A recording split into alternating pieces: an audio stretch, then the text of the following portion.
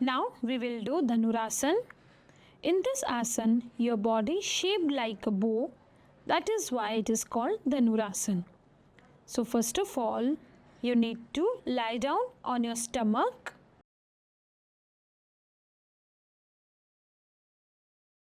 Bend both legs from the knee. Hold the ankle of both legs from hands. Now take a deep breath, and during exhale, raise your body only using your stomach. Now hold your body in this position for 5 breaths.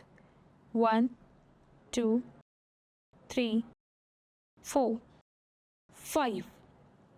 Slowly come back and relaxed in Makrasana position.